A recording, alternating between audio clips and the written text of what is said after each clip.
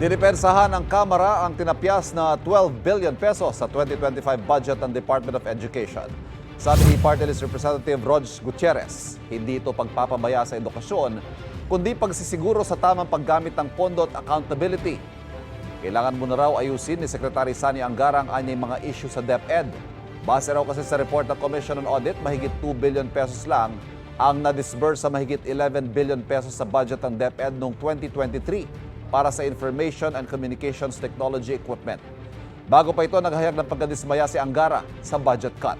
Malaking bahagi raw kasi sa tinapyas na budget, pampondo sana sa libu-libong computer at gadget sa mga estudyante sa public school.